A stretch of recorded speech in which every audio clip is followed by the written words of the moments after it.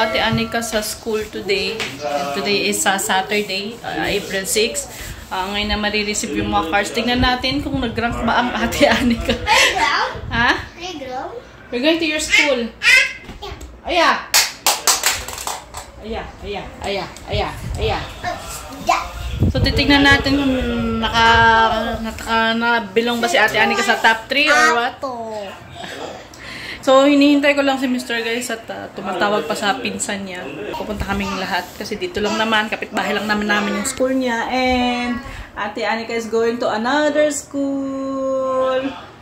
Hindi pa kami nakapag-enroll. Yung mga ibang school dito guys, 1 week, kunyari, di ba ngayon tapos na yung school year nila? May pagitan lang ng 1 week tapos pasok na agad sa sa different level na.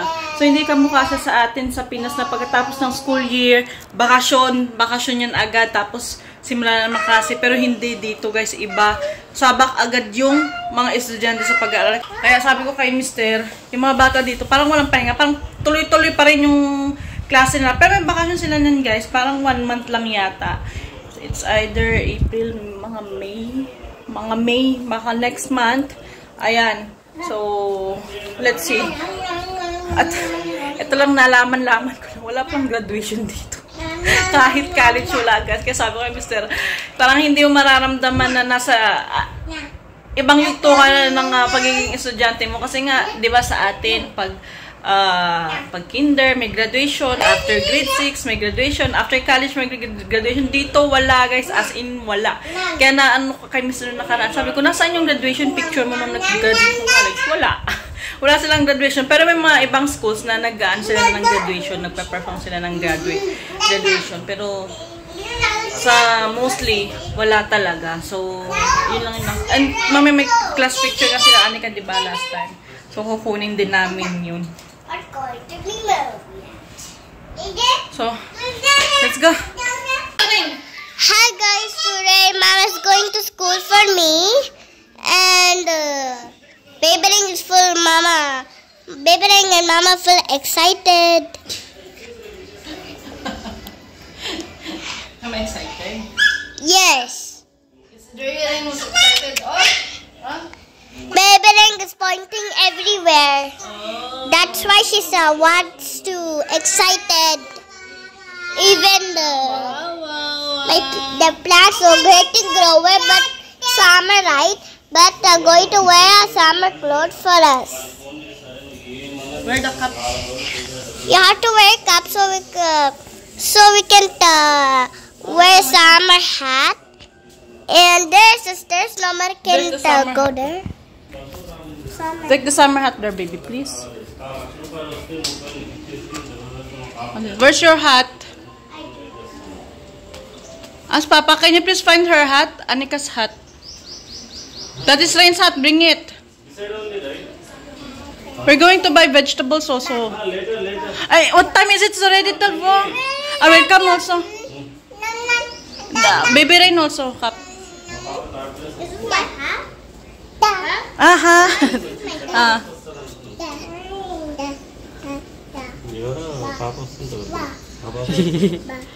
Ada. Apa? Wait lang, Loreng. Saan man ang gala niya ni Loreng? Nakahatgid ba?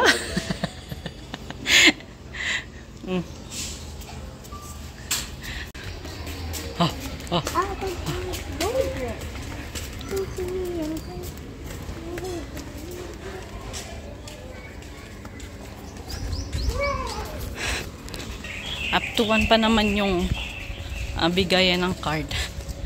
So,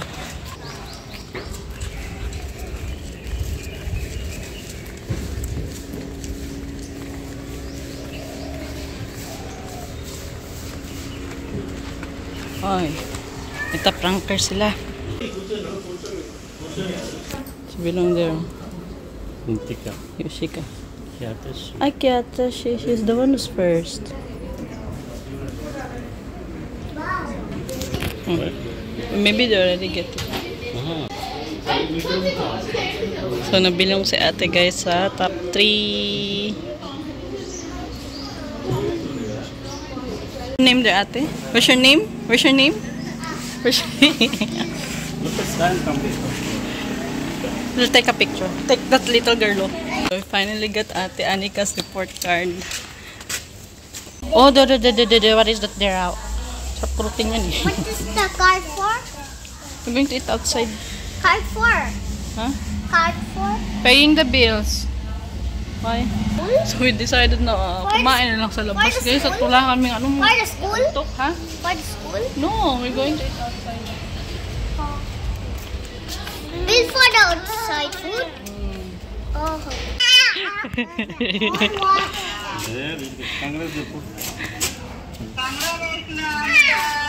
Naku, winner kawali. Winner ay. Winner.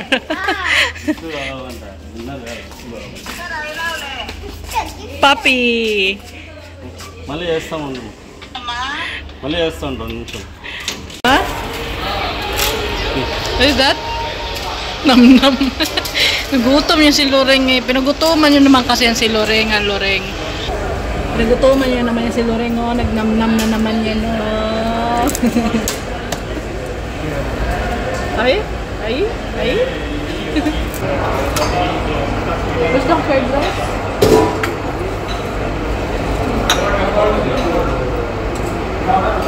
Say on? Oh, mas go. Aray.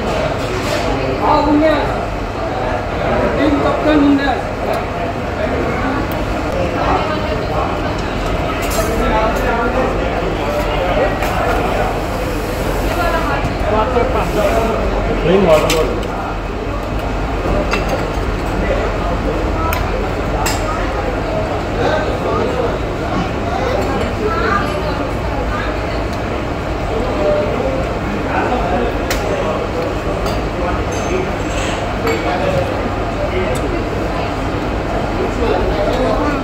Good. That is for everyone. I see that is.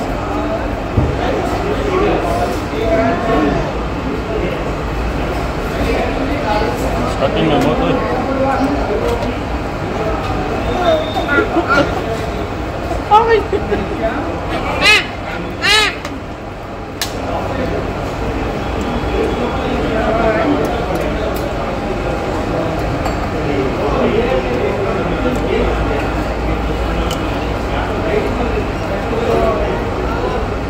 Can you ask a small plate pa for Annika? Huh? Otherwise, let's plate. No, no. Wipe it.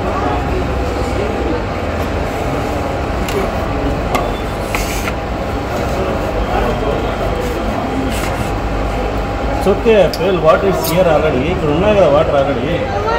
నేను పోస్తాను. So pour some water. Which one? It's water. Wait lang. It's demanding.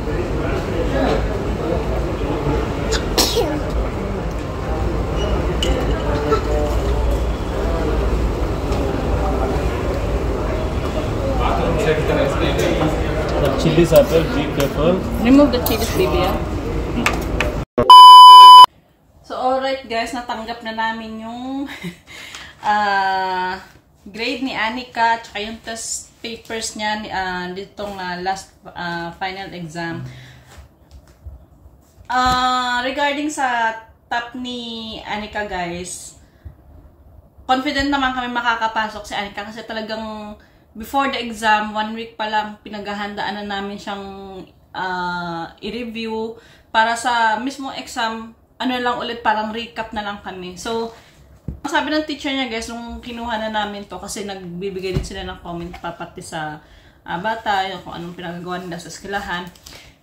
Pasok sana si Annika guys sa second or first, kung hindi lang siya sumablay dun sa iba. Ang nakakatuwa lang kasi dito kay Annika guys, yung mga may minus siyang points sa ano yun, sa coloring na may lagpas-lagpas. So doon lang siya yung nag-minus. So papakita ko sa inyo yung scores ni Annika dito sa kanyang exam. Sagit lang, parang kasing pinumpal na yata nila dito, 724. Sagit lang. I-sort out ko muna yung mga ito yata. Oo. I-sort. Ito yung ito na ba lahat? So, ito na yung kabuuang exam ni Anika at saka ito yung kanyang class picture. So, ito yung class picture nila ate. Ayan. Sa gitna si ate Anika ah. At ito yung gradings niya. So, ito. Ito nung ano to, second grading nila. Ayan. Pero papakita ko sa inyo yung latest. So, sa English, ito yung English ni Anika guys. Naka 50, over 50 ang ate Anika nyo. Sabi naman ng teacher niya, very good daw si Anika sa English. Kasi talagang inano ko siya sa spelling guys. Ayan, 4, 5, 5, 5. So, yung math niya, 48 over 50, which is still good. So, ito, naka-10 siya dito. 10. I guess, siguro siya sa, sa plus and minus sum. Ito, 4. Saan kaya siya dito? Pumalpak. 3 plus. Sumobrang Anika dito, 3 plus 1. 5. Dito siya sumablay. Nag-over siguro siya ng dito. Pero sa subtract naman, kuha naman lahat ng ate. Dito siya sumablay. Saan pa yung yung isa? Triangle, square. So, ito naman sa mga spelling, okay naman siya. Sa backward numbers. Sa writing the number names. Tingnan niyo, perfect ni ate. Siya rin nagsulat nito. Kasi ang ginawa kong technique dito kay ate Anika guys, sabi ko, nakikita mo yung ito, 1, 2, 3, 4, 5. Yung mga answer dito, sabi ko sa kanya, diba, 2, 4, 6, 8, 10. Pagdating ng 6, lagyan mo lang ng num 1. Ito. Kung maliligaw ka, sabi ko, kung maliligaw ka dito, tingnan mo yung dito, sagot, kung pasunod. So, nakuha niya naman yung, yung tinuro ko sa kanya na 2 points. Dito siya 2 points para 2, 4, 6, 8. 10, 12. Dito siya sumablay. Perfect sa... Kung nakuha lang sa ito ng ate Anika, ito yung niya. Ito 49 and a half. Ito sa coloring siya guys. This is EVS. So mostly dito mga spellings. Tingnan niyo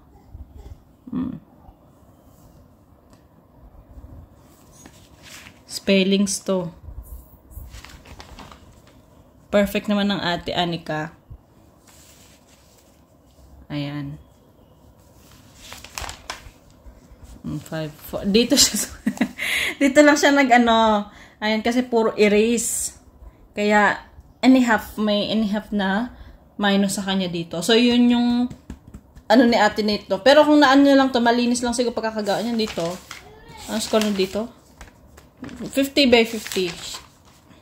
Tapos dito rin siya sumablay. Ito lang talaga yung sinablayan niya guys. Kasi dapat ito lang. Nilagyan niya ng check dito sa iba sa taas, which is should not be. Na-confuse na siguro siya. Ayan. Kaya 14 over 50. Ayan.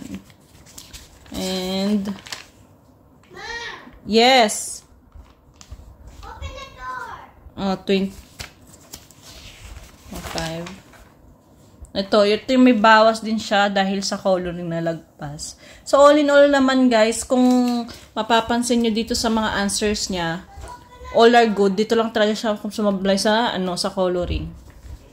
And yung Telugu, Hindi. And dito naman sa Hindi guys, kasi hindi pa masyadong makasulat ng Anika ng ganito.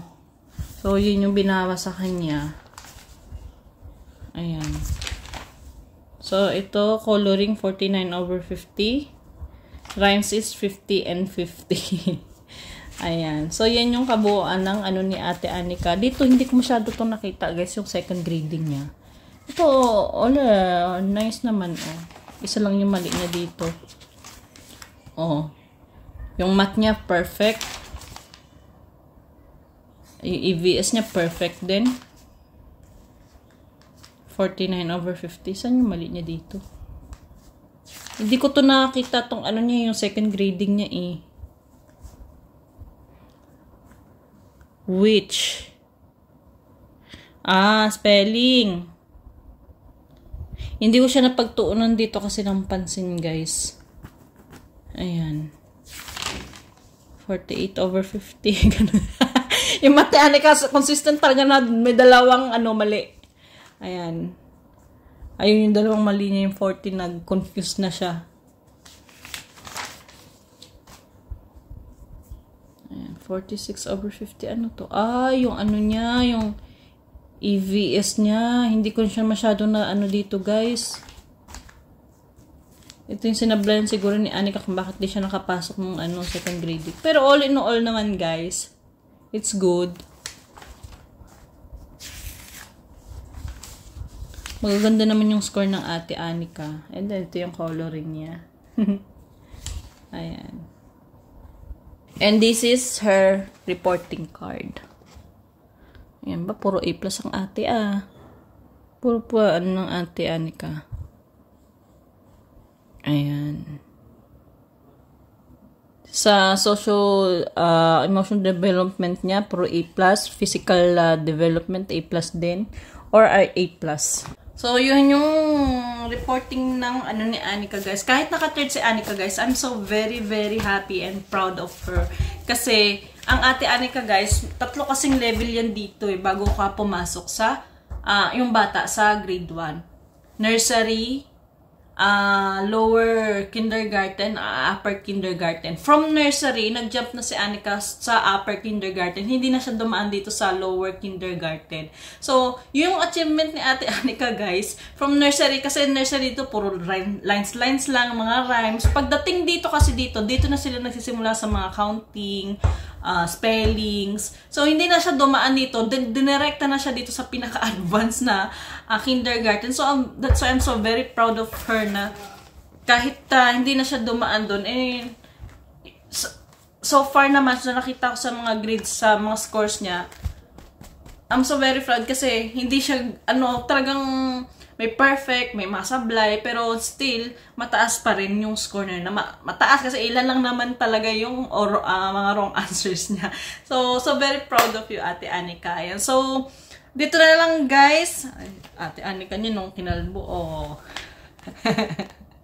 Ayan. So, that's it for today's video, guys. So, maraming salamat sa pagsama sa ating vlog. Ayan. So, sana patuloy niyo pa lang kaming suportahan at wag po sana kayong mawawala. So, yan. Take care. God bless and always mag-iingat. Paalam.